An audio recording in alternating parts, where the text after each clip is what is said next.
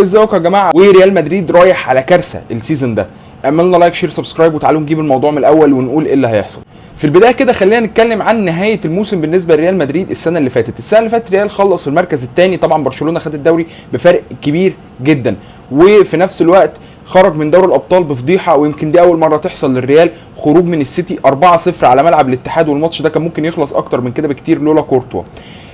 ولكن اللي حصل السيزون اللي فات ان ريال خرج بدون بطولات الا بطوله السوبر الاسباني. ده طبعا مش مستوى الريال. دخلنا على موسم الانتقالات وتوقعنا بقى ان الريال في موسم الانتقالات هيفجر الدنيا، يجيب بقى لعيبه وهيجيب اسماء وبتاع، ولقينا في الاخر ان الريال مشى ايدن ازارد ومشى ماركو اسينسيو ومشى ماريانو دياز، كل ده ببلاش، ومشى الاهم من كل ده كريم بنزيما كابتن الفرقه، ومن اهم اللعيبه في العالم دلوقتي، ومن اهم اللعيبه في الفرقه، واللعيب يعني من اللعيبه المؤثره جدا في ريال مدريد كان في المواسم اللي فاتت. شفنا ريال مدريد بيمشي بنزيما ببلاش للاتحاد السعودي، ولكن توقعنا ان بعد كل ده ما مشي الريال بقى هيعمل ثوره في الانتقالات وهيجيب لعيبه. جاب فعلا فيران جارسيا اللي هو الباك الشمال، وده بالنسبه لي هو احسن من مندي على مستوى اللعب، لما لعب يعني هو احسن من مندي.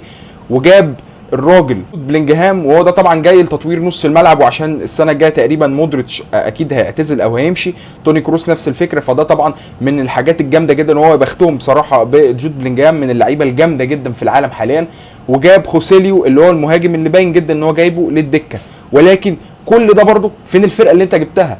يعني انت كفريق بان في اخر السيزون اللي فات ان انت محتاج لعيبه في خط الدفاع، محتاج باك يمين، محتاج نص ملعب وهو جاب بلينجهام، ومحتاج مهاجم، محتاج عنصر جامد في الهجوم، حتى كان مع بنزيما مش لما بنزيما مشي. فانك تجيب خوسيليو ده ماشي للدكه، ولكن فين الهجوم؟ طبعا ما حصلش اي انتقالات تاني. بدانا الموسم ريال مدريد قبل بدايه الموسم اعلن عن اصابه كورتوا، وخلينا شويه نتكلم عن كورتوا من ساعه ما جه وهو لوحده كده 50% من قوه ريال مدريد، 50% من الجمدان اللي عند ريال مدريد في الدفاع عنده كورتوا كان بيشيل في اخر 3-4 سنين ريال مدريد في ماتشات مش طبيعيه. واخر مثال على ده هو الماتش بتاع مانشستر سيتي اللي خسروه 4-0. الماتش ده كان ممكن يخلص 8-9 لولا كورتوا. حرفيا انا بقول لكم 8-9، واللي اتفرج على الماتش عارف كورتوا شال كتير جدا جدا في الماتش ده، وتصديات اعجازيه محدش يقدر يصدها. فكورتوا من اهم العناصر اللي في الفرقه، وهيغيب طبعا للاصابه بالرباط الصليبي. هل عوضت كورتوا؟ لا ما عوضتوش. الكلام كان عن دخيا، الكلام على كبه، الكلام على اكتر من حارس، ياسين بونو كمان داخل في الموضوع بتاع الحراس ده، ولكن لحد دلوقتي ما عوضش كورتوا. وانا حاسس ان هو في اتجاه ان هو لونين هو اللي هيمسك حراسه المرمى في السيزون ده، وده اخشى ما اخشى، لان هو لعيب صغير، وكان باين لما لعب في كاس العالم للانديه ان هو بوتنشال، بس ما يشيلش موسم زي ده، لان اي خطا الجماهير هتلبسه هو والاداره ان انت ما جبتوش حارس ليه، ادي الحارس بتاعك اهو. فهو هيكون كبش فدا لو اي حاجه حصلت لو ما جبتوش حارس. فده لو بنتكلم على كورتوا. انما الاصابه الثانيه او المعضله الثانيه هي اصابه إيدر ميليتاو هو برده من اللعيبه المهمه جدا في التشكيل، ولكن في وجود ميليتاو وفي وجود روديجر وفي وجود ألابا كنا بنقول ان ريال مدريد محتاج مدافع كمان. فاذا انت تصاب من عندك ميليتاو، انت كده محتاج 2 مدافعين مش مدافع واحد. انت كده هتلعب على ناتشو اللي هو اوريدي بيلعب ساعات باك شمال وباك يمين، وهتلعب روديجر وألابا في خط الدفاع. فانت كده بتلعب على 3 مدافعين، منهم واحد اصلا مش مدافع توب، مش مدافع يعتمد عليه، الا وهو ناتشو. فهل سياسه الترقيع دي هتفضل شغاله في ريال مدريد السيزون ده؟ هل هنشوف كامافينجا بيلعب باك شمال تاني وبيلعب في نص الملعب وبيلعب مدافع وبيلعب في كل حته؟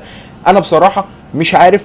وزي ما بقول لكم ريال مدريد بالشكل ده رايح على كارثه. طيب نيجي للمعضله الاهم، المهاجم كيليان امبابي. يا جماعه هل كيليان امبابي جاي؟ كل المؤشرات بتقول ان كيليان امبابي مش هيروح ريال مدريد السيزون ده. كل المؤشرات بتقول ان كيليان امبابي هيجدد لباريس، لانه ورجوعه للتدريبات في باريس سان جيرمان تاني بيقول ان هو هيجدد لباريس، مش هيرجع الريال. وده كان شرط باريس اوريدي، ان طالما هترجع التمرينات يبقى تجدد العقد، مش هترجع التمرينات مفيش تجديد عقد، هتقعد السنه دي متجمد لو ما جبتش عرض، وهنقدم عليك قضيه عشان ما تمشيش فري.